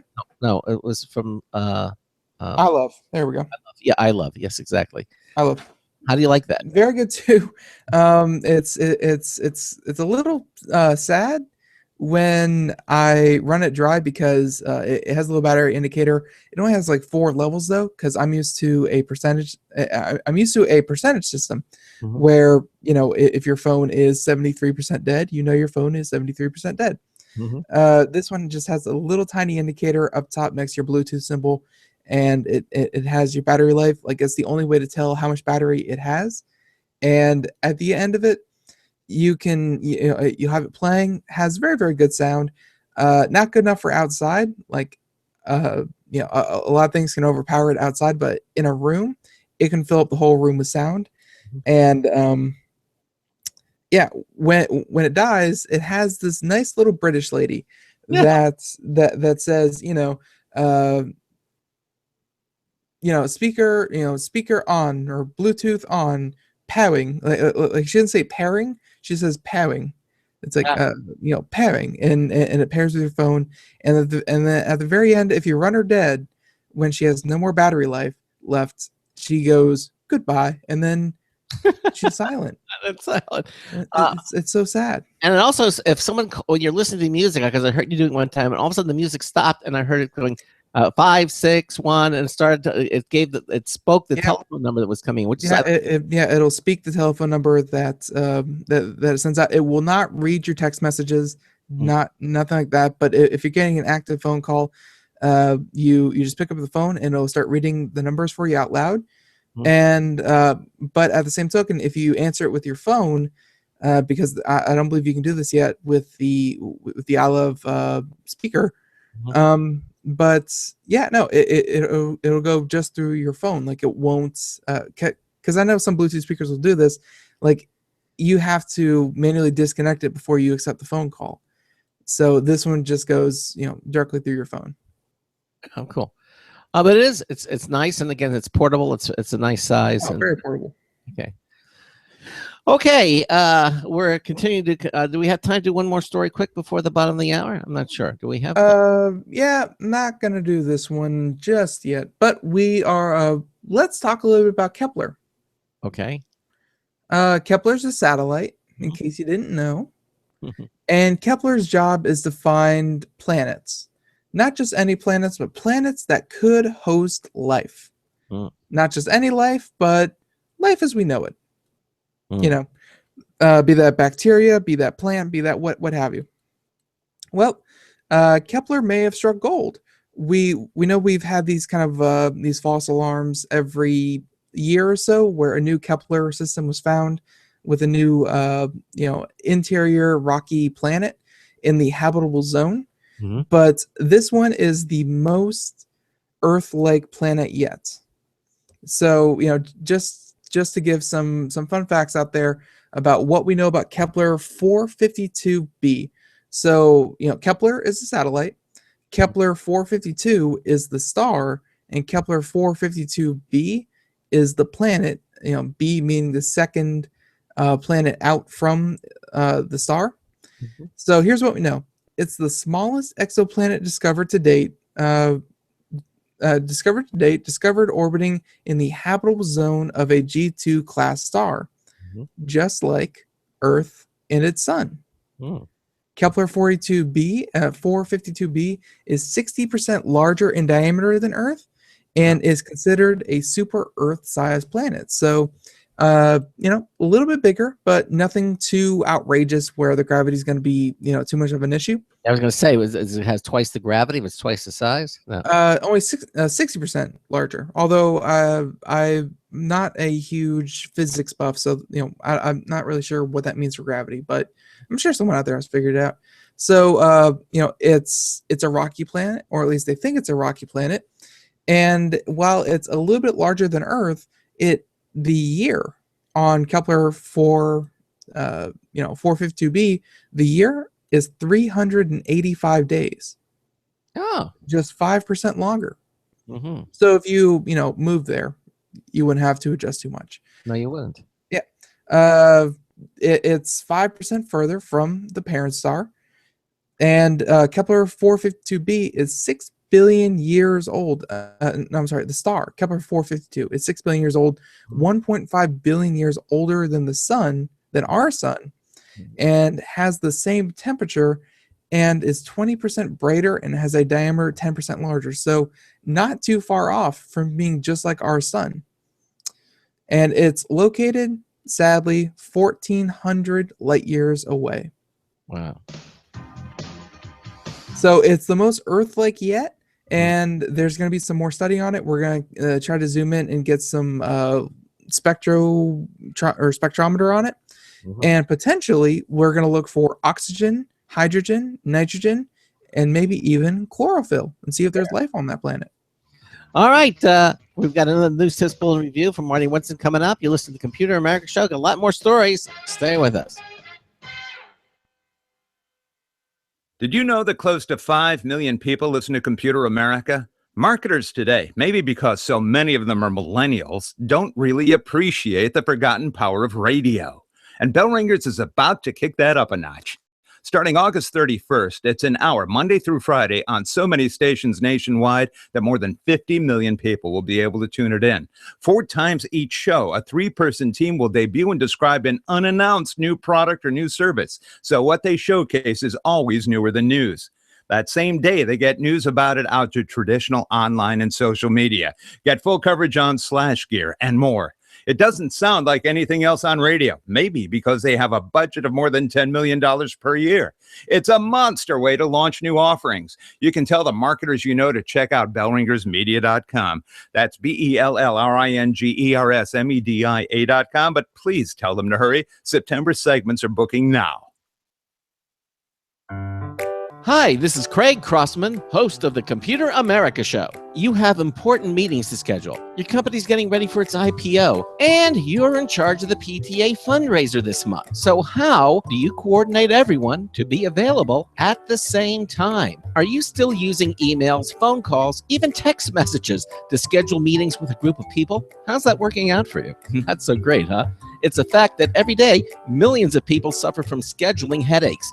Well, with Doodle, scheduling meetings with a group of people is quick and easy. With Doodle, you can easily propose available times to each member. Each one checks off the times that they're available, and then you simply pick the time that works best for the group, all in an easy-to-read display that integrates with your existing calendar. Nothing could be more simple. Give Doodle a try for free, and like millions of Doodle users, you'll truly see how easy it is to find the perfect date and time for all your meetings. That's www.doodle.com.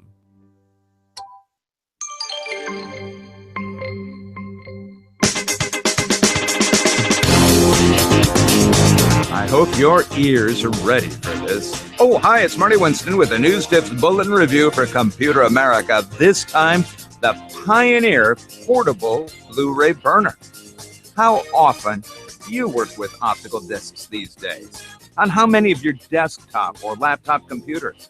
Does it make sense to pay for another optical drive every time you buy a new PC?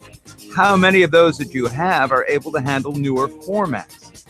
Pioneer surprised us. We thought they were sending an internal drive for a new system build, but instead we got in the Pioneer BDR-XS06 slimline, slot-loading, portable Blu-ray burner, barely bigger than a DVD jewel box. It's a USB 3 drive that can read and burn in more CD, DVD, and Blu-ray formats than we've ever used. Slot loading means there's no tray, which also helps keep it slender, but does limit it to normal discs, not the silly ones with funky shapes. Thanks in part to its electronics and in part to the super speed USB connection, its performance is awesome. Bottom line, the Pioneer BDR-XS06 portable Blu-ray burner is a sleek, chic streak of lightning for using optical discs. Marty Winston with the News Tips Bulletin Review for Computer America. Welcome back to the Computer America Show. Thank you, Marty Winston, for that News Tip Bulletin Review. We are doing... Where are you? You're invisible. That's okay, though. We're doing computer technology news brought to you by Slimware Utilities, the official optimization software of Computer America. And we're doing technology and news as we so do in so many second hours. Yes. And Craig, I believe it's your turn to pick story. Yeah, I was still taken back by that Kepler 452b planet. Really, very Earth-like, very, very Earth-like. Yeah, exactly. Hopefully. Well, let's see. Let's run through some numbers here. 100 billion stars. That's a lot of stars in our galaxy. Yeah, alone. Not in our universe, in our galaxy. Yeah. Most of them are like red dwarfs, I think, but of the kind that we are, like our sun, 1 in 4 of them have an Earth-like rocky planet in the habitable zone. So that is like billions upon billions of different planets that could harbor life. Yeah. The odds for aliens, and we're talking life that has developed separately on a different planet. The chances of that are, if you were going to play the casino and say there are aliens, you would have to put it all on, yes, there are aliens, because you would win that bet hands down. It's just right now with all these, with all the data that SETI's pulling in, with all the planets that Kepler is looking at, it's all a matter of time and trying to find that one piece of definitive evidence that alien life has been, that alien life has been developing on another planet. I'm with Stephen Hawking though, and those guys. They're saying we shouldn't be doing this because we may not like what we find out there. See, the fun part is if an alien species is advanced enough to find us and kind of locate us and be able to get to us in a reasonable time frame, we have no chance of winning anyways. Yeah. So why not have a look around? Okay. Why not have a look around? I don't know. It would be interesting. I mean, if they're that technologically advanced and they're willing to share that technological advance with us, we could see some amazing things. I highly doubt that would happen. Really? Well, it didn't happen with the Native Americans and the Europeans. This is what worries me. Okay. These things happen, but hey, it's sometimes it works out well, sometimes doesn't, but hiding under the covers doesn't solve anything. Well, that's never been the human way. Talking though about some of the great minds of our time, Elon Musk, with Stephen Hawking. I mean, they're all saying, "Don't do it." No, they're not saying that at all. They're not saying that at all. No, they're not. They're saying that if They're saying that they're probably edging on the side that if there are aliens, they'll probably be hostile. Yeah, that's what they're saying. But they're not saying shut everything down and go silent on all detectable spectrums, and hide under our beds. No, that's it's just a nice little fun fact to think about. yeah, fun. Keep going on about your business. Okay. We should have another discussion. We should get another one of those scientists on the show and have that discussion. But, I think he would agree with me that humans aren't gonna stop sending out radio signals. They aren't gonna stop sending out all light blasts. They aren't gonna stop sending out all this stuff just because of the possibility that maybe some alien civilization is gonna crush us into a fine soluble powder. No, it's just go on about your life, do your thing. all right. And look for aliens. All right. This, according to this Engadget, Apple wants to put Touch ID on your TV remote. That's kind of cool. So they've already applied for a patent for this. Put one of these biometric scanners into the Apple TV remote control. Okay. So what could you do with that? Obviously, I mean, if you could. It could serve a number of functions, such as adjusting the volume and display based on each household member's personal preferences. So when you pick up the remote, it's going to know who it is and set all the volumes and all the preferences automatically just by holding the remote. You could also automatically log users into their personal streaming accounts, which is nice. And it could also serve as a means for authorizing iTunes downloads. In other words, making purchases on Apple iTunes, right? Plus, if Apple begins pushing Apple TV as a hub for a future home automation system, okay, the biometric remote could act as a universal controller for those features as well. I would like to see it also if you're doing your online banking, or if you're doing, you want to make a purchase from Amazon or something. So the password, just use your Touch ID on your remote control. That would be kind of cool. So. I completely see I completely see where he's going with all this, up until the point where it says it could be the universal hub for a smart home, because I think it would have to be much more advanced, and there's already a device that we carry around every day and has all this technology already built in, and that would be your cell phone. Because if it's going to be a hub, there's going to have to be some kind of computer inside of it, because first of all, there's going to have to be an electronic assistant in it, like Siri, like Cortana, like Google Voice. It's going to have to be something inside of it, to help you control the hub. There's going to have to be a voice recognition software and a microphone, and there's going to have to be Touch ID, which this is what it is. Like, it's going to have so much stuff to be a hub that you're kind of starting at the stick and trying to work your way up to the car, when you already have a motorcycle sitting right there. So why not just make your cell phone a better controller than the Apple remote could ever be? Yeah. Okay. Yeah. I guess, but maybe we're overthinking this. That's what we do here at Computer America. We overthink things until it's no longer relevant. What are you talking about? Maybe we are. That's what we do. Okay. Well, I like to see you pick up the remote. If I'm using my smart TV or I'm using the Apple TV, it knows who I am. It adjusts the all the different balances and everything to my specifications. As to if you pick up and it does it to yours. If you pick it up, it probably turns off all sound because you don't like sound on these devices. And if I've got and also if I'm going to make a purchase on something, it'll know for me. If you're going to make a purchase on your Amazon account, it'll know for your account. I think that's kind of like whoever's holding the remote is going to be the one that's authorized to do things on the TV. I think that's kind of nice. Could be. I mean, I like the technology. I use Touch ID myself. It's very, very streamlined, and I think it's only going to get better. And if you can find a way to work it in it, it's going to be the best way to authenticate using such a small device. Mhm. It's just, kind of going off the article from the author.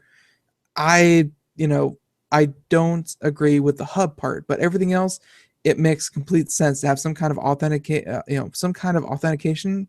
And Touch ID is going to be the best way, better than any 4 to 6 digit code, better than any voice activation, better than any password. Touch ID for sure. Okay. All right.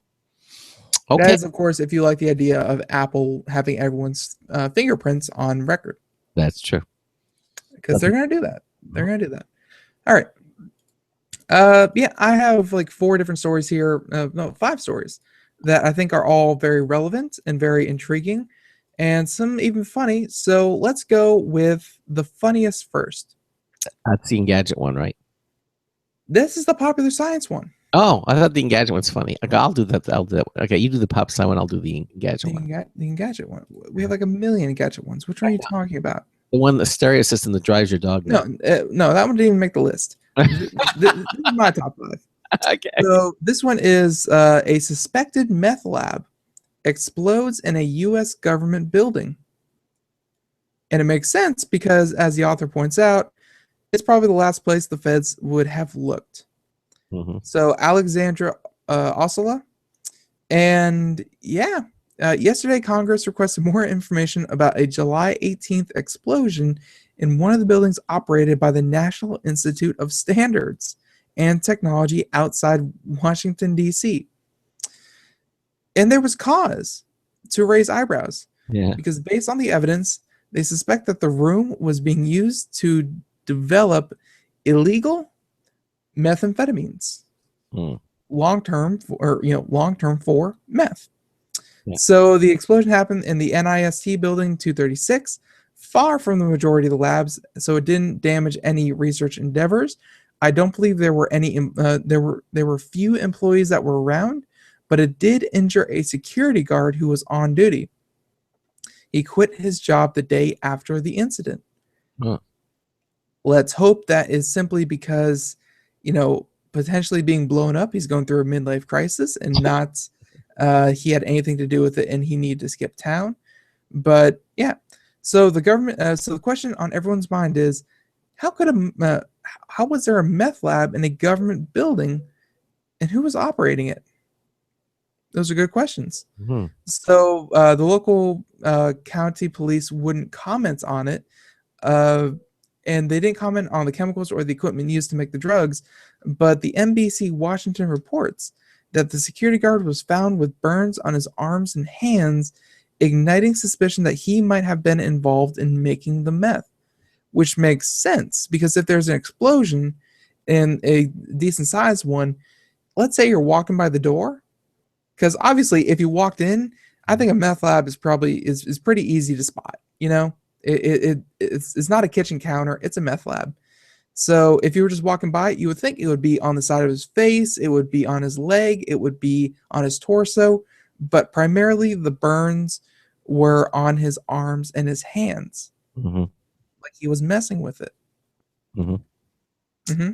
Well, he could have been just doing his rounds and it happened to go off at the moment. That's just it. If he was just doing his rounds, you'd think it would be on, again, the side of his head. It would be on his back. It would be on his torso. But primarily, the burns were on his hand. Like, what was he doing? Doing his rounds and making sure the meth lab was in order? Like, how does that make... Okay, look. That's speculation. Maybe he was just reaching to see if the door was locked and it went off, Then that would be one hand, unless he's one of those rare people that opens doors with 2 hands. Okay, well, there's forensic evidence may point to the burns pattern. So, at any rate, Congress is worried. The fact that they have a quote here, quote, the fact that the explosion took place at a taxpayer-funded NIST facility, potentially endangering NIST employees, is of great concern. This coming from Lamar Smith, who is, of course, the chairman of the Science, Space, and Technology Committee at the U.S. House of Representatives. And, he said, I am troubled by the allegations and such dangerous and illicit activities when undetected at a federal research facility. So, the local Montgomery County Police Department is investigating. And so far, there have been no arrests, and the investigation is ongoing. Yeah. It's a nice looking building, by the way. Nice looking building. Yes, it is. Although it's not that nice looking. I hear there's a meth lab on the premises. Can't be that nice. No, can't be. All right. So this is this story. Sony came out with a stereo system, and it's the CMT SX7 Hi-Fi. It's supposed to be this compact, high-end sound source, with multi-room capabilities, full suite of wireless streaming standards. It has Google Cast and AirPlay. I mean, this is really a modern, nice-looking system. It looks really good too, but evidently, according to Sony, it has a couple of problems. First of all, it could be a fire hazard. Okay. He says the setup between the tweeters can become hot enough to smoke and break. Okay. And the other thing is that if you have dogs, it could be driving them nuts because basically it emits some high frequency sounds that you and I can't hear, but your pet is extremely sensitive to, and it could literally drive them crazy. So it's a double whammy. Metaphorically. Yeah, exactly. Metaphorically drive them crazy. Yeah, exactly. Sony's still working on how to handle the recalls and repairs, but they're going to post an update. But there you go. So a stereo system right now that could blow up and also make your pets deaf. So be careful before purchasing this device. Well, luckily they caught it. They're doing recalls and that kind of thing, so they're obviously owning up to it. They aren't just sweeping it under the rug. So good job, Sony. Next time, make sure your dog testers are up to snuff. Yes, exactly. It's a nice looking system. Oh, very nice. Yeah. All right. This next one, it may sound silly, but it's obviously becoming a problem to the point where, yes, even now, electronic sports are going through drug testing. So, Pro Video Game League to drug test competitors. And they have a subtitle here, technically incorrect. After a competitor admits to taking Adderall, the Electronic Sports League will begin testing for performance enhancers.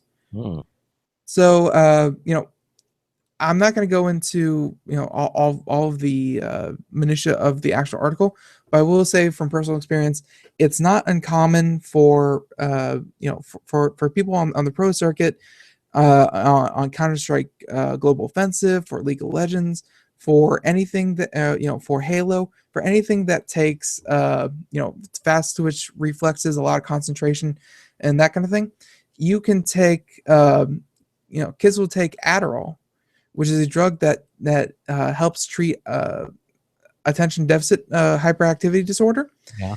And it helps you focus and increases your alertness. This is a medication used to solve a serious problem, but people would be taking these before competitions because it would, cause them to be more alert, and it would cause them to be able to, just play the game better. Their reflexes would be faster. They'd be more attentive. They wouldn't miss as much. Just, literally performance enhancing drugs. This is, this would be the equivalent to steroids in baseball. Right. Taking Adderall or taking some of these other things. Now, caffeine is still permitted, obviously, but Adderall is on it is on a whole nother level. And last week there was actually Corey Friesen. His name was Semphis. He had performed in a Counter-Strike tournament that had a prize pool of $250,000. So if you're thinking, oh, kids, taking Adderall and playing video games, what's the big deal? Well, these are big competitions. They have real money riding on it, and to get an unfair advantage for taking Adderall is completely wrong. So there are a couple other drugs, but after this, one in particular, this one I think was in Germany. This is not in the US, but in Germany, they will be furthermore testing the athletes for performance enhancing drugs. Well, it makes sense. I mean, athletes can't take steroids, and obviously you can't take a drug to enhance your mental performance, except maybe caffeine. I guess caffeine is because you find it in coffee, and I guess it's acceptable. But Because that's a drug we like, I guess, is why caffeine is still allowed. it's a social drug, and I guess what you could do is you could drink copious quantities of coffee, or you could find caffeine in a concentrated form. No, many pro gamers, they're actually sponsored by Red Bull, by Monster, by Rockstar, by blah blah blah. It's all Yeah. Energy drinks and video games just go hand in hand together. So I guess we kind of look the other way on that one. But as for Adderall or other prescription drugs, those are definitely a no-no. Yeah, well, they're working on a whole different mechanism anyway. So when those types of drugs, and it makes sense. I mean, you got to keep the playing field level, so to speak, and that certainly would do it. I think we have time maybe for one more All right. story here. Google is fighting patent trolls by giving away patents. Okay. Yay for Google. Yeah, exactly. They found a good way to do it. They found this great way. Not only Google and a bunch of other technology creating the license of transfer network, or LOT. Basically protects members from patent litigation by giving all participants a royalty-free license to any patent that leaves the LOT network. So now Google wants to expand the network's ranks to include startups, and it's offering new members a pretty nice welcome package, basically free patents. So how does the deal work? The first 50 eligible startups to enroll will be given Google's non-organic patent portal, 2 years of membership in the LOT program, and 2 patents of their very own. But there's a catch. Although the free intellectual property is a little random, Google will recreate a tailored list of 3 to 5 patents based on the startup's business focus and allow them to choose 2 from that list. So I guess what that means is they could wind up with a patent they don't necessarily want. But hey, a free patent is a free patent, right? Even so, the free patents have a few extra rules. Okay. If you leave the program before 2 years, ownership of the gifted patents revert back to Google. And the patents can't be used to sue other companies because this is designed to help stop patent trolls, not encourage them. So I think it's a very open, very interesting way to do that. And I think it's patent trolls are definitely a problem. They've had many documentary, many an article that we've talked about here on the show. Many things that have kind of pointed that there are companies out there that simply hoard patents and will turn to litigation. Like, they don't use them ever. They'll just take a patent and say, okay, you can't have a loading screen that shows a start button at the top of the loading screen. It's like they keep these and then they sue everyone and try to get royalties from just owning them. And Google, obviously it doesn't foster an air of startups. If every time a startup comes along, they're nickel and dimed for every little piece of technology they have. That's not what patents were intended for. Yeah. So this again, Google always tries to find some good answers, and this is obviously a good one. And they even have an official patents page that you can check out if you're interested in this for more details. Yep. Well, I don't know if we have time to do any more. I think we're pretty much finished. Again, I want to thank our first hour guest from Vakay Travel. We had Tom Collier on with us talking about all the different services. Again, you can see all of that at computeramerica.com. We archive all of our shows. If you happen to miss a show, we just go to our archives page. It's under our press releases, news, and info. You'll see the show archives page. And just, Oh, and by the way, feel free to go check out the Computer America website. We are changing that all the time. There's a new shop that we just implemented. Yeah. There's so many things that you should definitely go check out, and it's changing on a weekly basis now. Yeah, we've added several more items here to it since I think we spoke last. My favorite is the maternity tank top, because if you look at it closely, it says file copying in process, which I think is very clever. But all of them are there. It's just some Computer America swag that you can pick up, and it's at the Computer America shop. Okay, and of course our contests we're giving tomorrow. We're going to have our social media contest every Friday in the second hour. We're giving away that Logitech Anywhere MX2 wireless mouse valued at $80, and we even have a link to it. So if you can just, it's right on that page. You see all the social media places that we have a presence on, but you can click the MX Anywhere 2 wireless mouse link, and you can see it on the Logitech website, and you'll see what we mean. I mean, it's a beautiful mouse valued. They just came out with this mouse, and we're now giving it away as prizes here on the Computer America show. So that's all coming up now. So coming up tomorrow night, it's Friday night, and in the first hour, we're going to have Aterica Digital Health, and they basically it's sort of like they make products like if you remember what is it called? Oh, I'm trying to think of the where you You got it, Craig. Come on, you got this. You got it. Come on.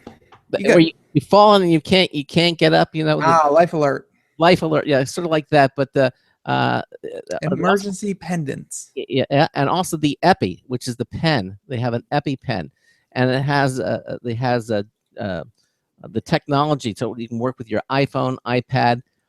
It works on there, and they have a little app. It's very, very cool technology.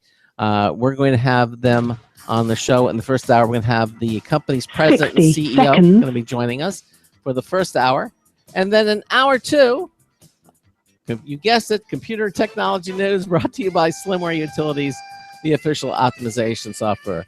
Again, all of you, thank you so much for being here. Again, check out our website at computeramerica.com. We have our free software.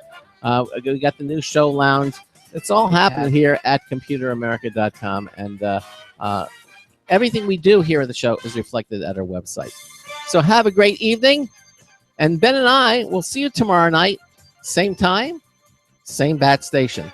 So until tomorrow night, this is Craig Crossman, hoping that your hard disk never becomes floppy. We'll see you tomorrow night. Good night, everyone. 10 seconds. It's Friday. I'm so excited.